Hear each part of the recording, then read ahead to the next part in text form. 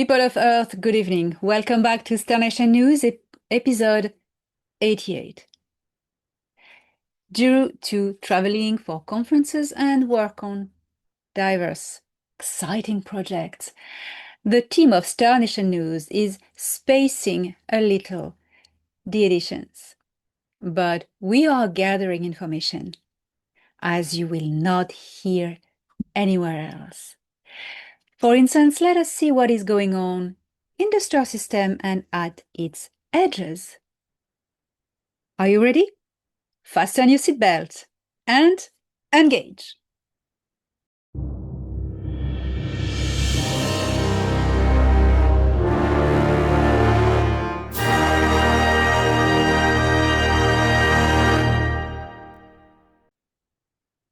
The war against the Ciakahrr Empire could be considered as complete, but it is not. The galaxy is still unsafe, and as rogue Ciakahrr squads are roaming all over the galaxy to try to plunder and fight until their last breath for honor, they are behaving like, we could say, the Vikings or the Klingons of the galaxy. It has been their choice. As by the rules of the Galactic Federation of Worlds respecting a law of free will, they were offered surrender. But some cultures do not integrate the notion, not even the word, of surrendering in their vocabulary and their social behavior. A group of rogue Ciakahrr, a squad composed of 30 little ships. It was quite a big squad considering the rogue groups are very faint and not very numerous and easily manageable. A group of 30 little rogue little ships approached Sol, the Sol system. They approached the plasma shield of the star system, but as you know, the fleet of 500 motherships of the Intergalactic Confederation are now parked and positioned all around the Sol system as a defense shield. So nothing can pass that is not authorized. It was quite of an alert, and the Galactic Federation of Worlds located in our star system, the Sol system, got an alert and an extraordinary meeting. That is what has happened on September 9th. My contact, Thorhan, gave me a whole briefing about this, and it occurred that the squad of Ciakahrr were totally neutralized. Now they're not taking prisoners. They've really passed this level. They have killed them because enough is enough. The Ciakahrr had no contact within the star system, which is good news. Really good news. That means there's nobody reptilian in the star system, despite the wide quantity of hybrids. Nobody is sending signals, which is very good, very good, very good. The Galactic Federation of Worlds also checked by the good operations of the battle station XLR-6, or commonly known by the Earth military as the Excelsior, name given by the Earth people. The personnel of the battle station has also investigated into interdimensional leaks, because we know that reptilians, especially Draco reptilians, have this ability to jump dimensions. They used to do that a lot, especially the Sigma Draconis Giansar, who were part of the empire of the Ciakahrr, but not Ciakahrr themselves. Ciakahrr is a race that is cousin to the Ciakahrr. They were checked and there's no interdimensional leak. So, all is well. But there's some action outside of the star system. And if it wouldn't be for the Intergalactic Confederation and the Galactic Federation of Worlds, the star system would be gone, like in the Lion Wars. It is true that as long as the public civilian contact hasn't occurred, the civilian people cannot really know everything that is going on. So that is why I'm here as your bridge and emissary to give you the fresh news from the galaxy and the star system. Talking about the star system, Sol, beautiful Sol, shifting in a fifth density, transiting to fourth, and soon really balancing. You starting to see a lot of things and hear a lot of things. There are worlds that you are about to discover, planet after the orbits of the known planets. These planets were hidden in the fifth density, and now you can see them. You will be able to notice them, and NASA is going to announce more and more extra planets after the orbit of Pluto.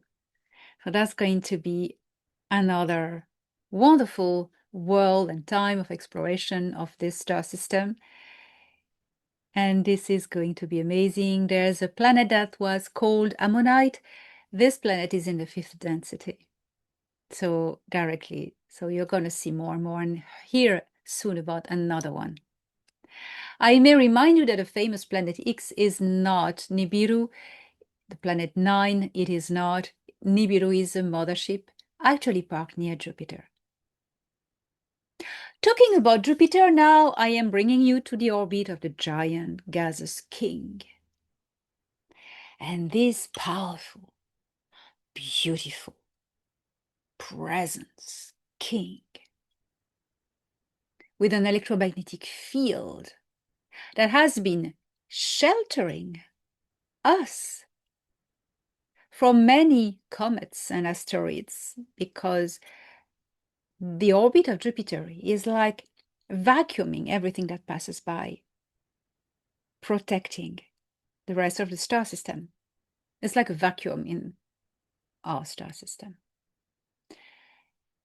The orbit of Jupiter has different things interesting at the moment. The mothership of Ea, the Nibiru, is parked in the upper orbit of Jupiter at the moment, temporarily. Also, the moon Europa is also going to be the theater of some incredible event. Europa is inhabited by different colonies and missions from different places in its galaxy and beyond. There are a big colony of people from another galaxy who are members of the Intergalactic Confederation, the Ilarthians. The Ilartians are humanoids with wings, incredibly beautiful. They are very discreet. They do not interfere with the stories of Earth, but they have a protection agreement with the other colonies and the beings on Europa. On Europa, there's a whole ocean beneath the ice. And in this ocean, there are so many bases, these underwater complexes that are huge. It's cities, literally cities with domes. You would even think you are in full daylight. It's so big, but above it, it's water. It's incredible. They have their own light system, heat system, energy system. This is actually incredible, and they are here since a long time. But originally, the oceans of Europa are inhabited by marine life, even quite intelligent, as I could discover myself in the oceans of Neptune. If you read my book called As, you will learn about what is under the atmosphere of Neptune. Europa has started to send signals. So now this is not the Elarthians who are sending signals, because what the Elarthians want is that the Clipper mission that left Earth in 2024, in October 2024, and that is supposed to arrive in 2030, NASA said it's to probe Europa, do 49 flybys after an orbit around Jupiter and go. Well, that's what NASA tells you. In truth, they will not invest that much money and budget into traces of life. No. They are corporate and they want what's there. And they know what's there: resources. Incredible resources with precious minerals in the ice and in the core of Europa. So the Elathians are not happy with that, and it was decided finally that the Clipper mission would not physically touch Europa. So that's the agreement. Will they respect it? We'll see. By 2030, the first civilian contact will have happened. So we'll also see what is the context. Things may change. But there's no way Earth corporates are going to go and drill Europa. So who's sending the signals? Well, I told you about the marine life. Not everybody agrees on Europa. The Elarthians and the civilizations who have the high-tech, really advanced facilities there, they want to protect the world, Europa world. The creatures there, they have different mentality. They are curious and they don't know about the greed and the danger because they've never left their oceans. They have no clue of what is going on out of the ice shell of their world. So they're quite genuine and they're excited to make contact with another civilization, another one, but they're strongly advised by the Elarthians and the other people of the Intergalactic Confederation not to interact, but nonetheless, free will, they send signals. They are the original custodians of this world, so their opinion should prevail and nobody shall stop them to do this. So what's going to happen is that they are going to manifest signs of life, which is okay. It's going to be fun. Oh, there's life on Europa. We'll have to come back.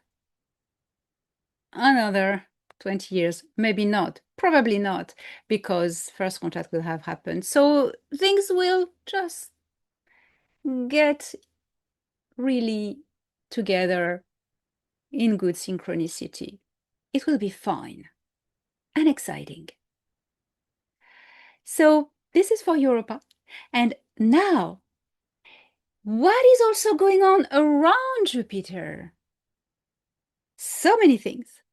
The hub. The hub is being still in construction. You know, it takes time. They add modules and other modules. The Earth Alliance is in total control now. The Alteans are there as just a backup, like a surveillance. If anybody needs something, there's a detachment of Alteans there. The Ciakahrr have also installed a Council of Five facilities. It's now developing into a diplomatic hub. So Ganymede will just be the relic of the past as a diplomatic hub. Before the liberation of the star system and the opening of the Stargate, Jupiter Stargate. So now the hub is becoming the hub. It frees the Ciakahrr Galactic Command that is in the upper atmosphere of Jupiter and the facilities on Ganymede, because they would have been too crowded with visitors, diplomatic visitors. So everything now is on the hub. So it recalibrates the role of the Ciakahrr Galactic Command Outpost in the upper atmosphere of Jupiter as just surveillance and mercenary force if needed. And Ganymede is more hosting very high quality guests. IA as well has offered to receive high quality guests, high standard guests on the Nibiru as well. And also, I told you about scientists from the Earth Alliance having access to the libraries of the Nibiru. Well, only the Abakir. The Abakir is the library with the tablets and the cones, not the Mad Kahal, not the others, just a simple library about the galaxy and the history of our star system. So that is very good, but not all scientists. Of course, a selected lot. The first were the ones who are taking part to the expedition to Saturn last year, who are staying on Titan, moon of Saturn, remember? And now it has a bit developed on some other scientists, so it's very exciting. These scientists are by NDA asked to remain silent and secret and just working with the Earth Alliance. So that's going to be really, really good when everything is going to really come out in the public.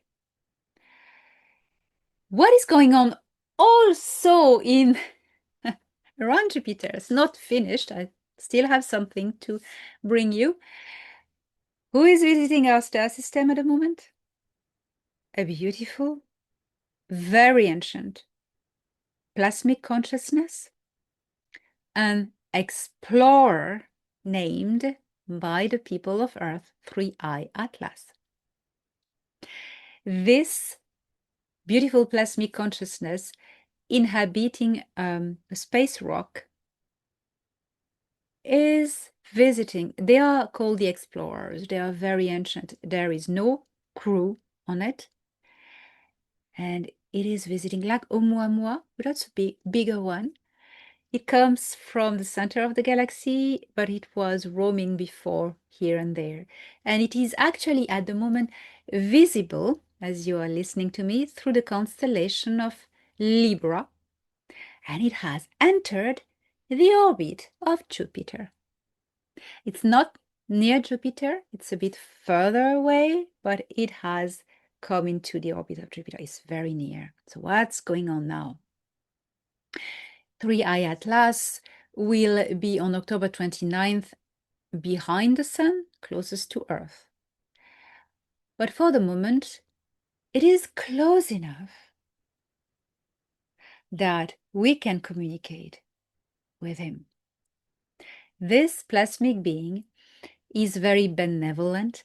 He's curious. He's gathering data because he's curious. He wants to learn from all the civilizations, the cultures, the consciousnesses he is passing by, and it is gathering data. So actually, Prince Ea told me a lot about it, about his ancientness, about his wisdom. This plasmic consciousness is absolutely, absolutely amazing. And you can all connect with it.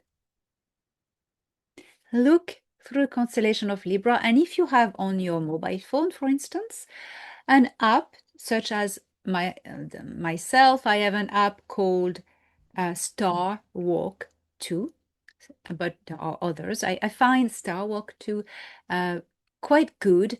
You type an object, you put your location, and it's going to point you in the sky where it is. So type 3I Atlas and you'll find it, and you can just enter in a meditation. Raise your frequencies and make the bond from your consciousness to his consciousness, and you will discover the beauty of these beings. I know many people who have already connected to it. I have connected to it. That's why I can tell you about it. This being is absolutely wise. Only making a simple connection is already making you wanting to cry. I promise you, he's so beautiful and he can teach you and tell you things about the galaxy, about the time before Earth, before our star system even was created. He can tell you a time of the origins of Nataru. He can tell you about the heart of other galaxies, other cultures he has met and explored and watched. So I am advising you to take this opportunity to connect with it and share your experience. This very beautiful being. This is contact. He is making contact. By distance, he will not interfere, but you can communicate. Whoever is open to communicate with him will. So this is a great, great adventure.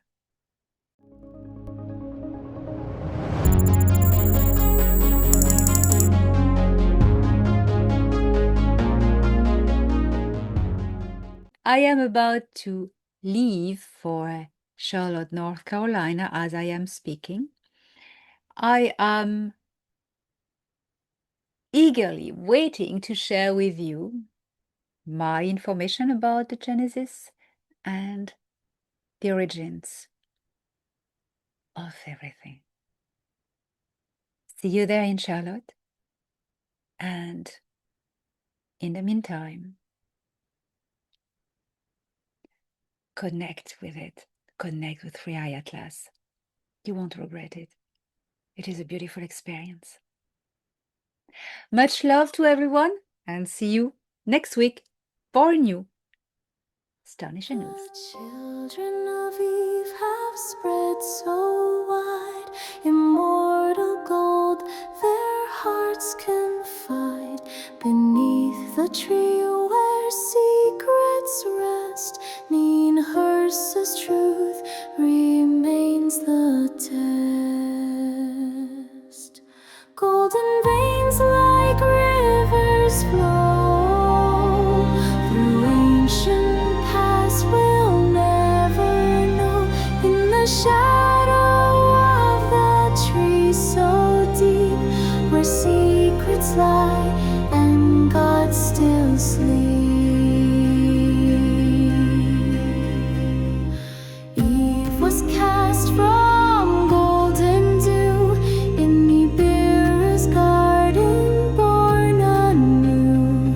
Mysteries carved in timeless stone, a legacy of worlds unknown. Through cosmic winds her whispers sing, a melody on shimmering wing. The stars they burn with stories old of Eve's descendants, brave and bold. Golden veins like rivers flow through ancient paths we'll never know. In the shadow of the tree so deep, where secrets lie and gods still sleep.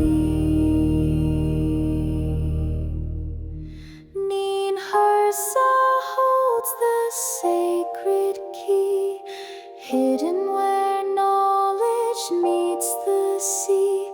The secret buried none have found, yet her echo still resounds.